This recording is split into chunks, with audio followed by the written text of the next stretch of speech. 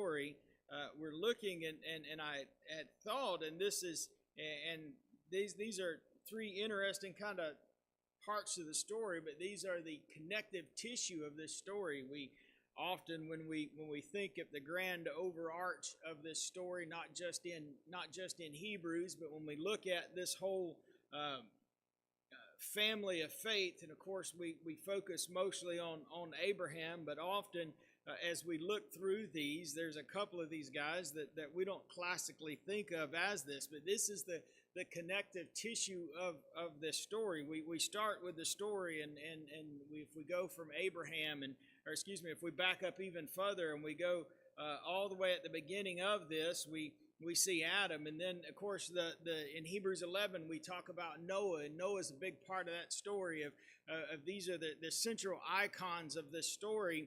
And when we look through, but Isaac, Jacob, and Joseph carry a pretty integral part of this story, but not often mentioned. But they're the ones that hold the story together. Certainly Isaac and Joseph kind of play that role. We often don't think of them as part of this as this. We often see the Joseph story in our mindset. We see the Joseph story off to the side. We know the story of Joseph, and we know the coat of many colors and all those things, that we know the story, but we forget the role that he plays in this part. I mean, we know that he's there in Egypt, and that's how we get the whole Egypt connection there, but he's the one that plays this integral kind of connective tissue, holding the story together from one event to the other. But when we're looking at these, we have a concise summary of the faith of three of Abraham's descendants: his son Isaac, his grandson Jacob, and the great-grandson of Joseph.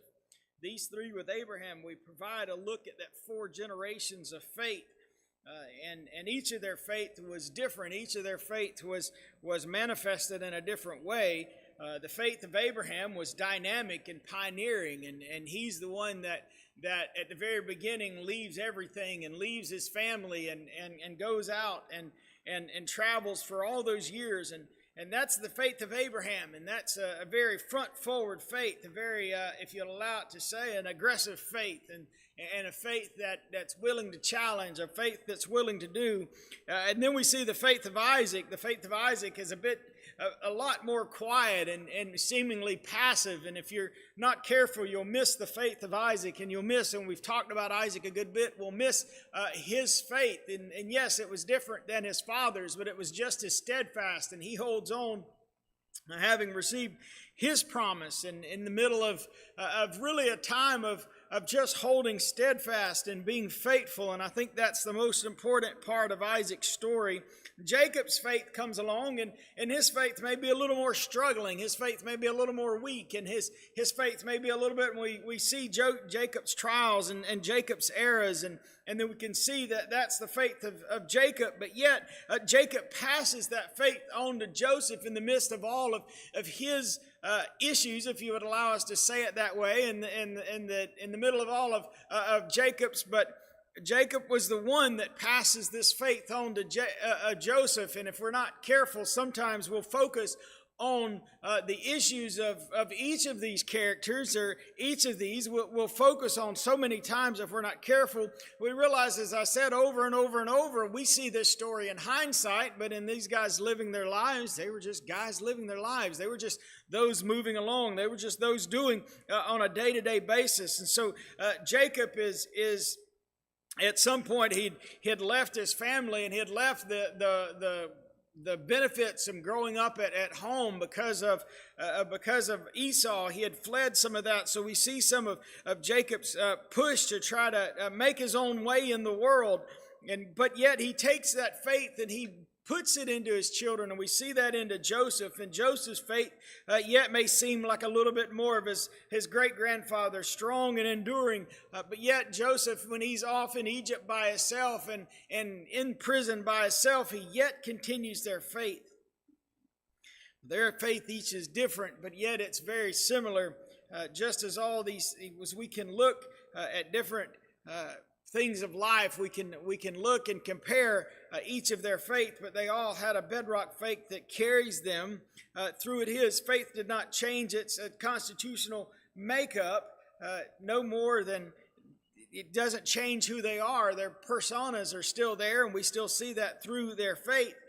But yet it works their faith. It gave them life and pushed them through. And each of them took hold of what God had given them. And then their God-given disposition kind of plays out in it. We can see their different personalities coming into play. As each of them were different, but yet they were motivated by that same faith. They were motivated by that same conviction that God is who He is, and He acts on the behalf of those that seek Him. And therefore they obtain their certain promises in their own fulfilled time. Though vastly different these three men are all of them together, we can see their act of faith that linked them together. When death was very near, they did not abandon their faith in hopeless despair.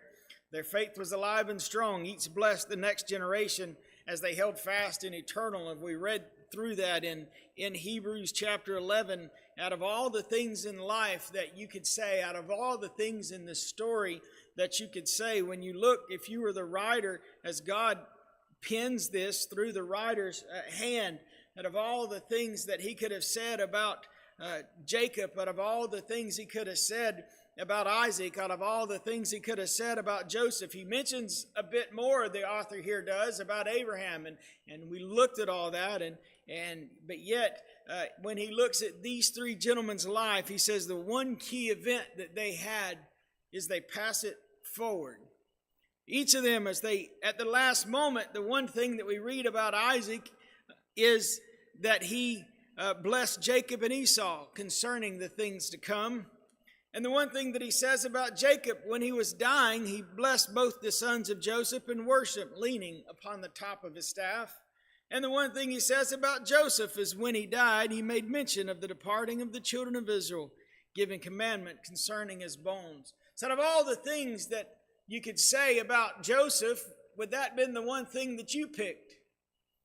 If you were writing the book of Hebrews and you were writing a story of Joseph and you had one thing to mention, what's the one thing you would have mentioned? I'm not sure that I ever learned in primary class of Joseph telling those that as he's laying on his deathbed, hey, take my bones, I don't want them to stay here in Egypt, knowing, as Joseph did, what was going to happen to his bones, knowing that they would have built a pyramid for Joseph, knowing that they would have embalmed his bones and all the fun things that come along with that as they, put each of their individual organs in little vases and well, we won't get into that. You may not be interested. So knowing what was going to happen to his body, that he was going to become a sarcophagus and that he was going to be put in all these things, and he was going to have all the rituals of Egypt performed to him, he said, don't plan on me staying here.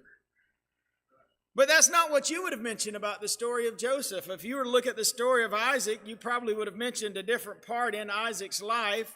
Of Jacob and Esau. If you were to look at the story of Jacob, you might have mentioned Jacob's ladder. You might have mentioned the angels coming up and down. That's what I studied about in primary class and in the class that we learn about these. But the writer of Hebrew makes mention of none of those things. He mentions one thing in each of their stories. He mentions one thing in Isaac's story, that he blessed Jacob and Esau concerning the things to come. He mentions one thing in Jacob's story, that Jacob, when he's laid dying, that he looks forward. And he mentions one thing about Joseph. And that one thing connects them all. It's their faith, that even at the end of their life, they don't abandon their faith. Faith is alive and strong, and they bless that forward to the next generation. They were able to visualize, they pronounce prophetic blessings, each of these upon their descendants, because they're confident that God's promises are true in spite of the apparent delay, in spite of the fact that Jacob, that Esau, as that story had happened, as Isaac, if we back up one, as the fact that Isaac is there and he's carried that faith from his father, that there's going to be a promised land, and I'm the promised child, and all these things have happened, but yet I don't see this happening. I have Esau and I have Jacob, and what's happened is there, and Esau has no he has no desire for the things of God, but yet Jacob does. And he goes about, yes, Jacob goes about that in the wrong way, and he's seen as conniving, but Jacob desires the things that he wants, that godly spiritual heritage more than he wants anything else. He wants that desire to be that I want to follow that pathway, and that's Esau's pathway. And Esau's supposed to be the blessed spiritual child, and Esau's supposed to be the one receive all the blessings of God. And Jacob says, I really don't care all that much about the physical things, but I want that spiritual inheritance. I want that spiritual blessing. If we look at Jacob from the understanding that he didn't really care all that much about the physical blessings, but he wanted that spiritual blessing. He understood that Abraham had a special blessing upon his life, and that Isaac had a special blessing upon his life, and Jacob desires to have that upon his. He sees that his brother Esau is going to waste it, that inheritance that he's going to have. If we remove from the aspect of the story of Jacob and Esau of their arguing over beans, I'm hungry, well, give me the birthright. And Jacob's not wanting the physical birthright. He wants that spiritual birthright to be the child that God blesses, that gets that spiritual blessing upon his life. I want that handed down to me more than any of the rest, that he's hungry for anything. And yes, maybe at the end he goes about it the wrong way in the end, but his desire is to be the one that God works through, to be the one that God moves through, because that's the desire of Jacob's life. So Jacob has that desire in his life, and he carries that through to his children, and then he passes that upon to his children of what it is that they're able to visualize. These three men, Abraham, Jacob, and Joseph, Isaac, Jacob, and Joseph are able to visualize things on a cosmic scale, that this isn't just about me. Each of them passed this forward. Isaac says, this is not about me, and he moves it, and he blessed Jacob and Esau concerning things to come. And Jacob, when he's laying dying, he worships upon the top of his staff, and he says, this isn't about me. They've lost that self-centered nature. When we lose our self-centered nature, we're able to see the part that we are part of the body of Christ, and we're not the body of Christ. We're just a small part of the workings. When we lose our self-centered nature, we're able to be used of God. I don't have to be used of God. I just want to let God use me. If you understand the difference between those two sayings, I don't have to be the one that things have to work through. I don't have to be the one that everybody sees. I don't have to be the one that seems to be important. I just want to be used of God. I don't have to be the one doing all the work. I don't have to be the one being popular. I don't have to be the one being famous. I don't have to be. I'll be as Paul says, I'll just come along. I'll plant a seed. Apollos comes and waters. It's God that gives the increase. That's not what I care to do. This is not my church. This isn't, if you understand what I'm saying, the difference being it's not capitalized saying that this is my church. It's just my church. If you understand, I want to be the one that comes along behind. I want to be the one that helps push. I want to be the one that comes along and flowers. I don't have to be the one whose name's on the sign. I don't have to be the name that everybody knows. And that's the story of these three gentlemen. Is they say, I'm part of the body of Christ. I'm not the body of Christ. I'm not the one that has to be in charge. I don't have to be the one remembered. I want you to remember the promise. Each of them passed that on to the children, that I don't have to be known as that, but I want you to remember that there is a promise of God. And is the one thing that I can pass along to you as children is that we can go, yes, they're dying before the promise is in fact fulfilled. They're dying before they see the promise that happens, but yet each of them know that it's going to happen, that I'm just a link in this chain. I'm just the connective tissue that holds this together. I'm just one that God uses in this time frame, and I'm blessed to be used by him. Each of them died as a futurist, convinced that the reality of the unseen God, and they were confident for the things hoped for. They're confident for the things that they can't see. They're confident in knowing it's going to happen, even though I don't see it happen. And we back all the way up in the beginning of this chapter to Hebrews chapter 11, verse 1. Now faith is the substance of things hoped for the evidence of things not seen. Now, when you read through that verse, and we've read it all hundreds of times, and some of us us much more than that, and we've thought about it and quoted it and all of that. Now, faith is the substance of things hoped for and the evidence of things not seen. When we look at the three lives of these children, of these children of God, Isaac, Jacob, and Joseph, each of them had that faith and that substance of things hoped for. There's a promise that each of them had that had been passed on to them. I don't see it even in effect. I don't see any of it happening. I don't see how it's going to happen. I don't know what it's going to happen. I don't know when it's going to happen. I don't know what date's going to happen. I don't know who it's going to happen to, but I do know that it's going to happen. And that's what they pass on to their children on their deathbed, as they stand there saying, I just don't know what's going to happen or how it's going to happen. The closing scene of these three patriarchs declare that death crowns a faith, a life of faith, that no matter how weak and struggling it may be, it's with a sure and a steadfast hope that I close this final chapter of my life. Each of these three men said, I don't know when it's going to happen. I don't know how the promise is going to happen, but I do know the faith is going to happen. So I'll remind you as I close this final chapter, as I lay the pen down, as I wrote life story has been written for me. Each of them say, I'm passing on this promise that I've been given. I don't know when it's going to be, but my life of faith is just pointing you on towards something that's greater, that's pointing you on towards something that I cannot see, but I know that it's going to happen. But I had the faith of the substance of things hoped for and the evidence of things not seen, but yet I've got a faith that it's going to happen. It may be over the next hill, it may be a generation away, but that fate's going to happen to them. Each of them, death is not the end of God's promise, but it's the moment of their transferal to others, that those who enter the fulfillment.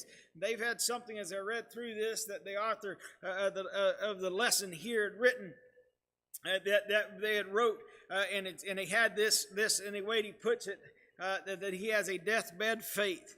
And that's the subject we want to talk about. That's this, that I don't reckon that I'd ever heard it or thought about it in that way. It's a deathbed faith. I've heard of deathbed repentances. I've heard a lot of things happening on a deathbed. But when that faith gets you to the right end, and that faith's enough to carry you over, when that faith's enough for the crossing, when that faith is enough that I realize it's going to get me at the next step. I'm at the end of this life. I've written the last chapter. I'm laying the pen down, if you'll allow me to write it that way. Each of them, as we've caught this story, you can read back through their stories. And the next verse or two, we talk about the death of these gentlemen. And they talk, if you read through Joseph here, we'll look at that maybe in a second. But the next chapter, the next verse, it's not a chapter or two later, but yet this is what's happening when we read through the story of Isaac. This is the last thing that he does, is some of this in the blessing. And some of that has come to be. He's at the end of his life. And then we pick up Jacob.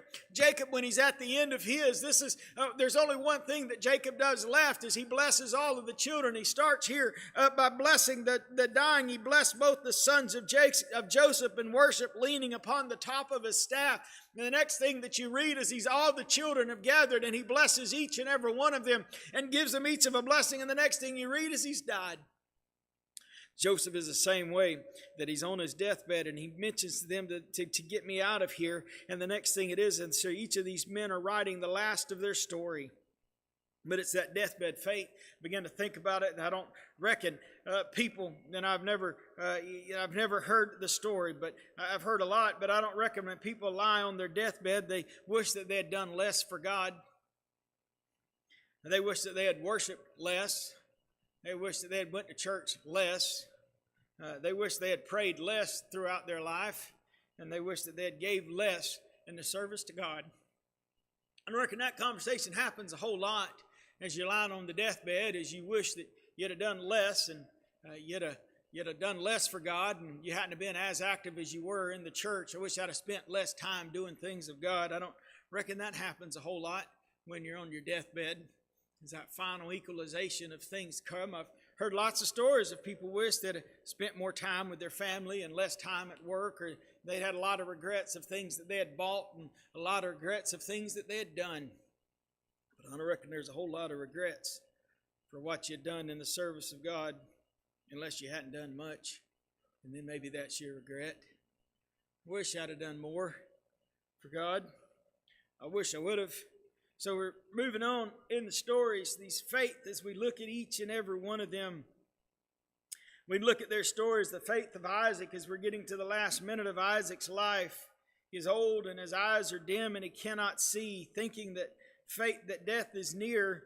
he calls to Esau to prepare his favorite meal, that savory venison. He's going to bless Esau before he dies. Rebekah knows the purpose of God, but she's not content to wait and contrives a plan with Esau because Esau has understood that he wants that blessing, but he's got a faith, but maybe it's a bit weak, and so he yields to his mother's suggestion. It's their deception and duplicity is overruled by God. When Isaac discovers the facts, he sees by a strange trembling that he realizes that he's only the mouthpiece of God's will concerning who is blessed. And he realizes and he refuses to change it. Esau comes to him. So the story of Jacob and Esau, and hopefully we all know it well, is as Jacob has slipped in and he's put on some sheepskin and made himself and to made his father, and his father could not see, and so he was going by feel and smell, and he says, well, you sound like Jacob, but you feel like and smell like Esau. So he receives the blessing, and then Esau comes in at the later minute, and Esau's upset and Esau's mad because Esau knows what has happened is he's lost not the birthright of the gifts and the birthright of the prosperity, but he's lost the spiritual birthright. In the end, Esau wanted that a little bit, but he had never in life, he never found that to be important. He never found it important to be Esau's son and the direct descendant of Abraham. But yet, in the chance come that Isaac could have changed the blessing, that Isaac could have changed who got what, and that could have been rectified. Isaac realized that the blessing went to the one that it was supposed to go to. He had been divinely inspired, and so he trembles and he refuses to reverse the blessing. He refuses to change things up. He refuses to look and say this is any different. And so yet here he is, and he says, "You've taken away my blessings, and he supplanted me, took away my birthright. Now he's taken away my blessings." And he says, and so the story goes on that Esau and Jacob's switched, and he did bless Esau, and Esau got the blessings. But Esau never found that it was important to follow the things of God. He demonstrates quite a contempt for the things of God. If you read through the next chapter in Hebrews 12, Jacob was largely concerned with the covenant promises of God, that Jacob found the things to be important that were important.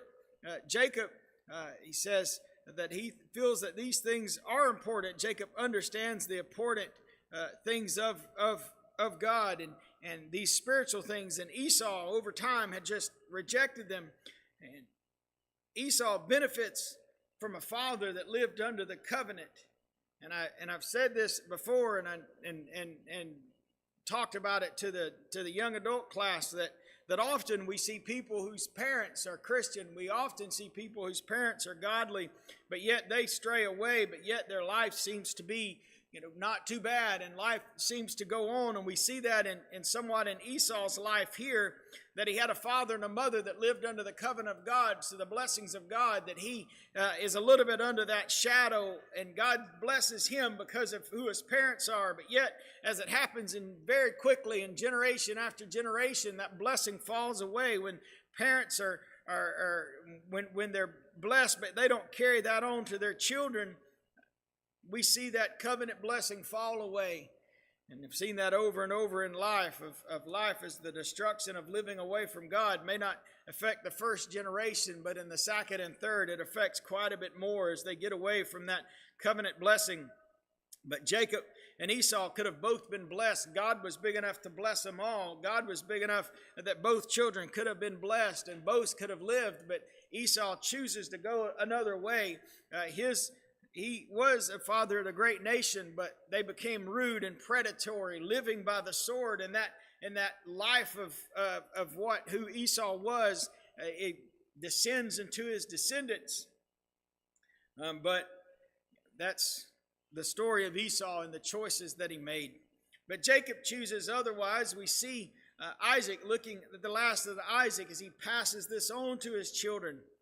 That he's full of life, and he passes the blessing on to Jacob. And Jacob, as he's coming along and their events that we could look through the life of Jacob. He blessed the sons of Joseph. As I said, when we look here, the author chooses these last few moments of each of their lives to link them all together. But why are we talking about the blessings of the sons of Joseph?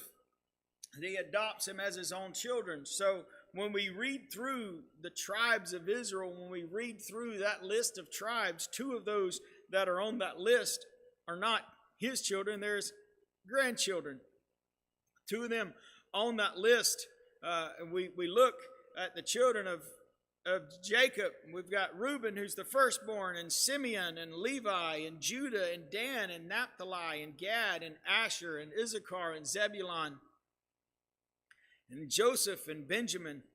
But yet when we read through the tribes of Israel, you've got Manasseh and Ephraim that are in there. They're replaced the name of Joseph on the tribes of, and the list of the tribes. Joseph, there is no tribe of Joseph, but there's two tribes of Manasseh and Ephraim, because the last acts of the father of Jacob is he blesses both of them and adopts them as his own son. He takes the boys out of the family of Joseph and puts them into his own family. As a part of Israel, they will inherit the future of Israel and not inherit the privileges that because they were there, because they were the sons of Joseph. Joseph, second only to Pharaoh. His sons were destined for power and pomp, wealth and riches, splendor and majesty. All the advantages of royalty and nobility were theirs. The glories of Egypt were for them. As sons of Isaac, there are no visible evidence of such grandeur, only poverty and contempt in the services of God, who promised much, but so far had delivered little. What possessed Jacob to do? And I'm reading this because it's such a thought that I guess I'd never thought of it when you look at it that way, that Joseph was who he was, and in a very descendant role, that his two sons should have had high roles in Egypt, that they should have carried a great bit of wealth and privileges in Egypt, but yet their grandfather adopts them as his own children, and he removes that out of their life, that they're no longer children of Joseph, that they're now children of Jacob. And what possessed him to do that? Why could he transfer his grandsons from a position of wealth and eminence to one of poverty and dependence? Because he had that faith, that he was confident that the promises of God would ultimately be fulfilled in his descendants, so much that he considered the temporal advantages of Egypt as nothing compared to the honor and glory that awaited Ephraim and Manasseh as part of God's covenant, a multitude in the midst of the earth. Now, if they would have stayed the sons of Joseph, they would have probably had power and prestige. You see, the story doesn't change when we read through the story of Joseph and the children of Israel in the land. The story only changes in that one verse, and there arises a Pharaoh who knows not Joseph. You see, what would have happened is they would have taken the place of their father. When their father died at 110 years old, they would have taken that ancestral place, and they would have been the wise men of Egypt, most likely, and they would have at least had positions of power based on who their father was. The land of Egypt was so grateful to Joseph that they would have given them anything, because they realized that Joseph had saved Egypt. Joseph had saved all of that, but he also changed the underlying structure of Egypt. If I don't get too far into this, we see a time, and if you read very carefully through the history of this, that on the first few years, people are able to have maybe some, as they had heard the stories of Joseph and they knew what was going to happen, and they maybe have gathered their own grain, and maybe the ones that were really smart had their own storehouses, and they had gathered grain for a few years. And so for the first few years of this 7-year famine, after 7 years of blessing, they were able maybe to take care of themselves. And so they were able to have and to take care of it. But as the years roll on, we see them as the people of Egypt, as they begin to sell everything that they own, as animals become more and more scarce, they lose every animal in Egypt besides the one that Egypt is taken care of. Besides, if you understand that the kings or the Pharaoh is the only one that has any animals left. Every as we have a tendency to do, we eat the feed animals first, and so all the chickens disappeared, and then all maybe if you were looking at it, pigs and cows, they all disappeared. And then maybe you go to horses and other animals as you get hungrier and hungrier. And so, every animal off the land of Egypt disappeared except for the ones that Pharaoh had. And so here they are. But the years roll on, one year of famine after another. Then what's the next thing that you sell? You begin to sell the possessions out of your house. And so you sell everything that you've got, but there's still years of famine left. And so then you begin to sell your house. You begin to sell your land, and you've sold everything else, and so there's nothing else to sell. And so you just sell yourself as a slave to the state just to stay alive. And so all that had changed when they realized that Joseph had changed in his the 7 years of famine. He kept them all alive, and he'd completely changed Egypt over. And so they would have been happy to keep these two children, these two young men, Manasseh and Ephraim. These two young men would have had positions of power, but they were no longer children of Joseph. Joseph doesn't have any children anymore. They're children of Jacob. But from a historical standpoint, you wouldn't even have known their names. They would have passed into the oblivion of history of Egypt. What little bit we know, and I could list some of the pharaohs, and then maybe some of the pharaohs' wives, and there's a few other influential figures of Egypt that are remembered, but you wouldn't have remembered Ephraim, and you wouldn't have remembered Manasseh. They would have passed on, but yet in the faith of their grandfather, he was able to see things that weren't yet there, and they become two of the tribes of Israel, and their names are known for forever. As they look through that faith of their father, being able to see not what's here, not what I can tangibly hold on to, but the promises of God that have passed on. Jacob, not only blessed by faith, he also worshiped by faith. And why should a dying man, if he did not believe in life after death, who knew he was presently going to be with God, he not only worshiped, but he did so leaning upon the top of his staff. And the absolute, when we look at this, and every word being a purpose, every word being a word of God, every word being as it is, when he says Jacob, when he was dying, blessed both the sons of Joseph and worshiped, leaning upon the top of his staff. We have an old frail man who could barely stand, but yet he wanted to stand one last time and worship. Hand me my staff, help me up. I want to stand one last time for the Almighty of all the things that he's done. By faith, I realize my time here is ending. By faith, I realize that I'm almost done. But yet I'll stand here one last time to worship God. In his final hours, the dying patriarch used what strength he had to worship God. And what an impressive moment it must have been for his children. Again, we're right here at the last moments of Jacob's life. We're right here at the very moment. If you continue to read past from when he adopts Ephraim and Manasseh, when he adopts them, the next thing he does is bless his children. The next thing he does is, that's his deathbed. He passes on. But in his last moments, he leaned upon his staff. He's ready to take that final pilgrimage home. His example of deathbed faith is the best way that parents can finish their life, by blessing their families and worshiping God. No greater honor can be given to God, and no greater witness can those that be left to be given behind. That can be given to those left behind. No greater witness besides on the last breath that they called out. How many times has that story happened? As the one passing away, the last thing they see is the angels that have called them to heaven. The last thing they see is the angels as they're laying there who are taking them to the other side. Oh, what a hope and a comfort to the family, but also that faith that got them there as they're able to pass that on. One last story as I try to hurry in the last few minutes is the story of Joseph.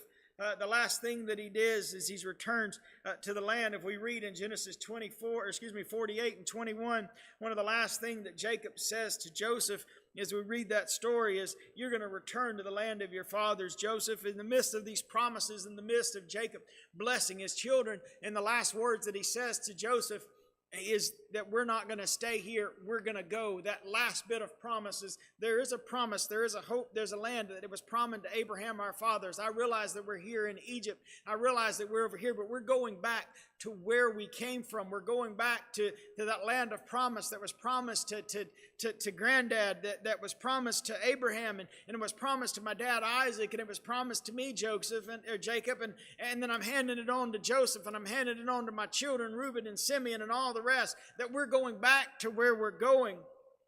It's the last thing, one of the last things he ever says to Joseph is that And Joseph is resting on his deathbed in chapter 50, in the death of Joseph. He's there, and he had seen his Ephraim's children to the third generation, and he had seen all these things. And Joseph, as he's dying, is the last thing that he does, the last breath that he takes, he says to his brethren, I die, and God will surely visit you and bring you out of this land into the land of which he sware to Abraham, Isaac, and Jacob. And he took an oath of the children of Israel, and he said, God will surely visit you, and you shall carry my bones up from thence. My last breath, I want you to promise me as I'm dying. Because the next thing he does is, so Joseph dies.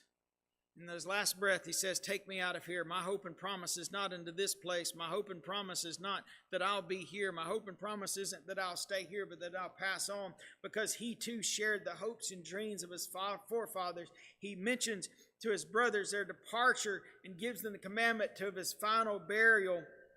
We don't often include Joseph in the story of Abraham, Isaac, and Jacob, but Joseph is the link that connects all of them together. It was his faith and his actions which saved not only Egypt, but saves the family, that they would survive, but not just to survive, but to flourish.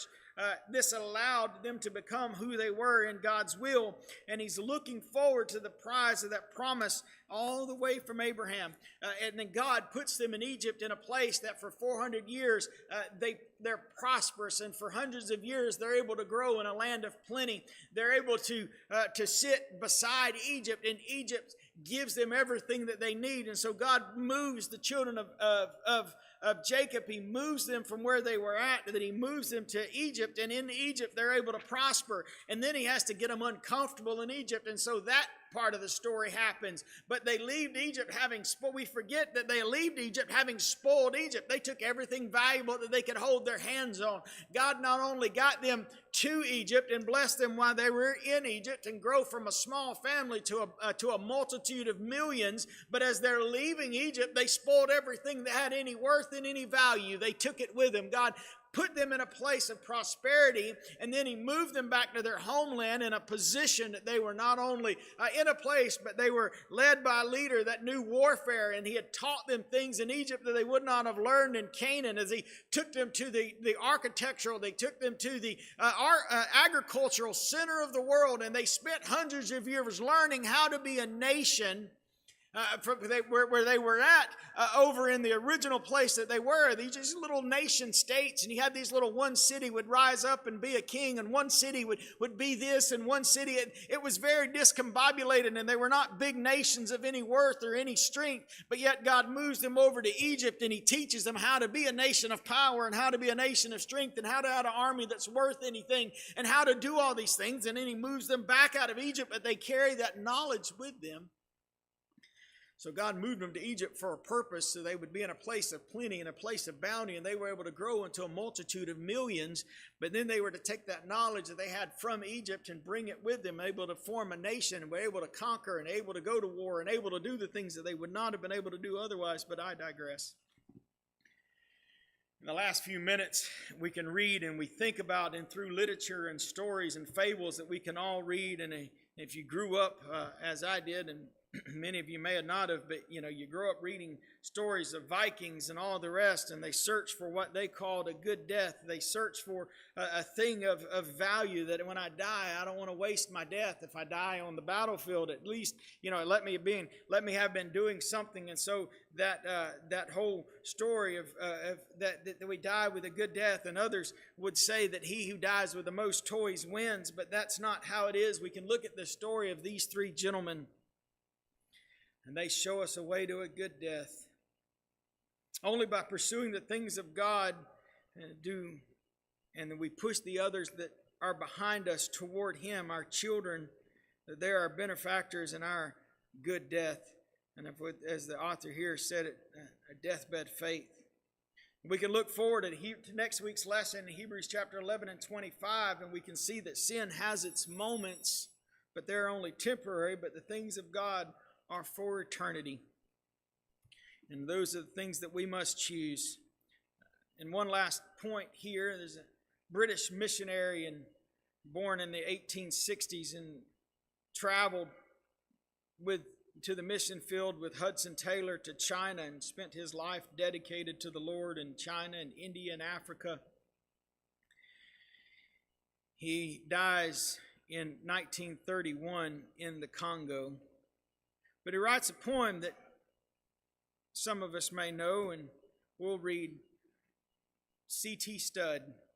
Two little lines I heard one day, traveling along life's busy way, bringing conviction to my heart, and from my mind would not depart. Only one life, 'twill soon be past. Only what's done for Christ will last. Only one life, yes, only one. Soon will its fleeting hours be done. Then in that day my Lord shall meet and stand before his judgment seat. Only one life, 'twill soon be past. Only what's done for Christ will last. Only one life, the still small voice gently pleads for a better choice, bidding me selfish aims to leave and to God's holy will to cleave. Only one life, 'twill soon be past.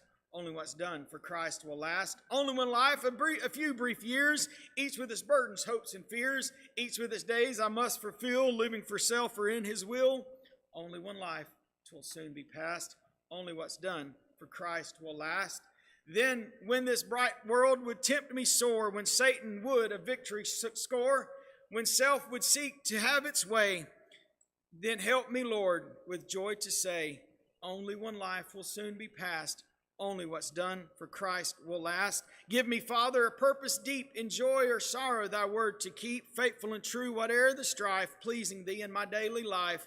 Only one life, 'twill soon be past. Only what's done for Christ will last. Oh, let my love with fervor burn, and from a world now let me turn, living for thee and thee alone, bringing thee pleasure on thy throne. Only one life will soon be past. Only what's done for Christ will last. Only one life, yes, only one. Now let me say, thy will be done. And when at last I'll hear the call, I know I'll say 'twas worth it all. Only one life will soon be past. Only what's done for Christ will last.